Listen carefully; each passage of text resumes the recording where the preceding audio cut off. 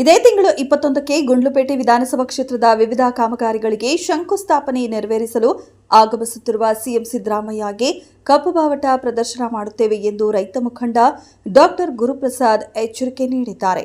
ಗುಂಡ್ಲುಪೇಟೆ ಪಟ್ಟಣದ ಪ್ರವಾಸಿ ಮಂದಿರದಲ್ಲಿ ಸುದ್ದಿಗೋಷ್ಠಿ ನಡೆಸಿದ ರೈತ ಸಂಘ ಸದಸ್ಯರು ಸಿಎಂ ಸಿದ್ದರಾಮಯ್ಯ ಅವರ ರೈತ ವಿರೋಧಿ ನಡೆಯನ್ನ ಖಂಡಿಸಿ ಆಕ್ರೋಶ ಹೊರಹಾಕಿದರು. ಸಿಎಂ ಸಿದ್ದರಾಮಯ್ಯ ವಿರುದ್ಧ ನೇರ ವಾಗ್ದಾಳಿ ನಡೆಸಿದ ರೈತ ಸಂಘ ರಾಜ್ಯ ಉಪಾಧ್ಯಕ್ಷ ಡಾಕ್ಟರ್ ಗುರುಪ್ರಸಾದ್ ಕಳೆದ ಬಾರಿ ಚಾಮರಾಜನಗರಕ್ಕೆ ಆಗಮಿಸಿದ್ದ ವೇಳೆ ರೈತರು ಕೊಟ್ಟ ಮನವಿ ಪತ್ರವನ್ನ ಕಸದ ಬುಟ್ಟಿಗೆ ಎಸೆದು ದುರಾಂಕಾರದ ಪರಮಾವಧಿತನ ತೋರಿದ್ದರು. ರೈತರ ಸಮಸ್ಯೆ ಹೇಳಲು ಹೋದರೆ ಸಿಡಿಮಿಡಿಗೊಳ್ಳುವ ಸಿದ್ದರಾಮಯ್ಯ ವಯನಾಡು ಸಂಸದೆ ಪ್ರಿಯಾಂಕಾ ವಾದ್ರಾಗೆ ಗುಲಾಮಗಿರಿ ಮಾಡುತ್ತಿದ್ದಾರೆ ಎಂದು ಕಿಡಿಕಾರಿದರು. ರೈತಪರ ಕೆಲಸ ಮಾಡಲಾಗದ ಸಿದ್ದರಾಮಯ್ಯ ಆಗಮನಕ್ಕೆ ನಮ್ಮ ವಿರೋಧವಿದೆ, ಹಾಗಾಗಿ ಮನವಿ ಕೊಡುವ ಪ್ರಮೇಯವೇ ಇಲ್ಲ, ಕಪ್ಪು ಬಾವುಟ ಪ್ರದರ್ಶನ ಮಾಡಲಾಗುವುದು ಎಂದು ಎಚ್ಚರಿಕೆ ನೀಡಿದ್ದಾರೆ.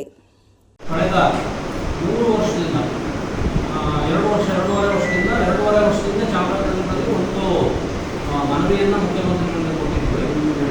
ಅದರಲ್ಲಿ ಮುಖ್ಯವಾಗಿ ಇಲ್ಲಿರ್ತಕ್ಕಂಥ ಅಕ್ರಮ ಗಣಿಗಾರಿಕೆಗಳು, ಅಧಿಕಾರಿಗಳ ಒಂದು ಲಂಚಗುಳಿತನ, ಮತ್ತು ರೈತರು ಬರಬೇಕಾದಂಥ ಪರಿಹಾರಗಳು, ಕೆರೆ ತುಂಬಿಸ್ತಕ್ಕಂಥದ್ದು, ಮತ್ತು ಬಸ್ಗಳಿಂದಲೇ ಪ್ರಾಬ್ಲಮ್ ಆಗಿರ್ತಕ್ಕಂಥದ್ದು ಎಲ್ಲ ವಿವರವನ್ನು ಬರೆದು ತುಂಬ ಸ್ಪಷ್ಟವಾಗಿ ಅವರು ಕೊಟ್ಟಿದ್ವಿ.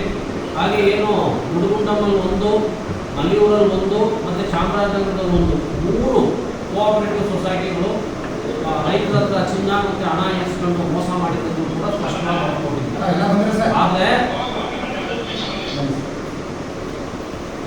ನಮ್ಮ ಬೇಡಿಕೆಗಳ ಕೊಟ್ಟಿದ್ದಂಥ ಮನವಿ ಪತ್ರವನ್ನು ಅವರು ಕಸದ ಬುಟ್ಟಿಗೆ ಹಾಕಿ ಹೋಗೋದು. ನಿಮ್ಮ ಮೀಡಿಯಾದವರಿಗೆ ಕೂಡ ಅದನ್ನು ವರದಿ ಮಾಡಿ ದೊಡ್ಡ ಮಟ್ಟದಲ್ಲಿ ಸುದ್ದಿ ಕೂಡ ನಾವು ಮಾಡಿಕೊಟ್ಟಿದ್ದೀವಿ.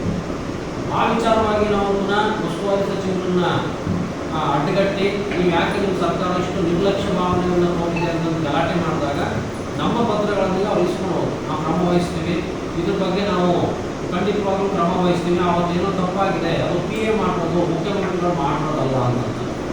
ಅದಾದಮೇಲೂ ಕೂಡ ಅವರು ಯಾವುದೇ ಕ್ರಮವನ್ನು ವಹಿಸ್ತೀವಿ. ಇದು ಒಂದು.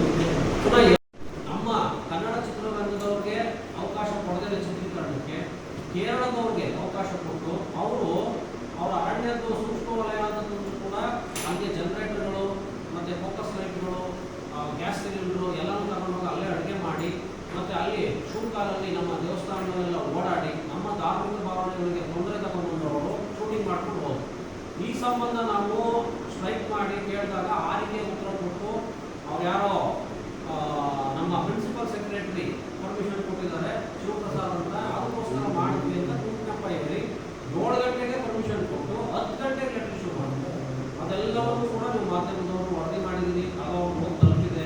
ಅದಾದಮೇಲೆ ನಾವು ನಮ್ಮ ಟೀಮೆಲ್ಲ ಹೋಗಿ ಖುದ್ದು ಈಶ್ವರ್ ಖಂಡ್ರೆ ಅವ್ರನ್ನ ಅವ್ರ ಮನೆಯಲ್ಲಿ ಮತ್ತು ಮುಖ್ಯಮಂತ್ರಿಗಳ ಕಚೇರಿಯಿಂದ ಅವ್ರನ್ನ ಭೇಟಿ ಮಾಡಿ ಇದ್ರ ಬಗ್ಗೆ ತನಿಖೆ ಮಾಡಿ ಅಂತ ನಾವು ಮನವಿಯನ್ನು ಕೊಟ್ಟು ಬಂದ್ವಿ. ಅದಕ್ಕೂ ಕೂಡ ಅವರು ಯಾವುದೇ ರೀತಿಯ ಗಮನವನ್ನು ಹರಿಸ್ತೀವಿ. ಅದಾದ ನಂತರ ಪುನಃ ಒಂದು ಕನಕದಾಸ ಜಯಂತಿನ ಅವರ ಒಂದು ಜಯಂತಿಗೆ ಚಾಮರಾಜನಗರಕ್ಕೆ ಬಂತು ಯಾರು ಮುಖ್ಯಮಂತ್ರಿ. ಆಗ ಸುಮಾರು ಒಂದು 2 hours ಕಾದಿದ್ವಿ ಅವ್ರಿಗೋಸ್ಕರ.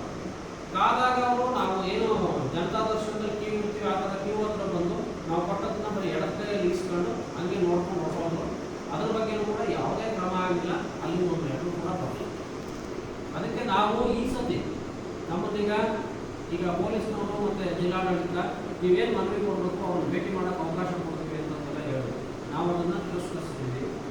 ಪ್ರತಿ ಸತಿ ನಾವು ಮನವಿ ಕೊಡೋದು, ಅವರು ನಮ್ಮ ಮನವಿಗೆ ಸ್ಪಂದಿಸದೇ ಇರೋದು ಇದೇ ಆಗ್ತಾ ಇದೆ. ಅದರಿಂದ ನಾವು ಈ ಸತಿ ಯಾವುದೇ ರೀತಿಯಾದ ಮನವಿಯನ್ನು ಕೊಡಲ್ಲ. ನಾವು ಕಪ್ಪು ಬಟ್ಟೆ ಧರಿಸಿ ಧರಣಿ ಸತ್ಯಾಗ್ರಹ ಮಾಡ್ತೀವಿ. ಅವ್ರಿಗೆ ಕಪ್ಪು ಬಾವುಟ ಹಿಡಿದು ನಮ್ಮ ಒಂದು ಪ್ರತಿಭಟನೆಯನ್ನು ಅವ್ರಿಗೆ ತೋರಿಸ್ತೀವಿ. ನೀವು ರೈತ ವಿರೋಧಿಯಾಗಿ ಕೆಲಸ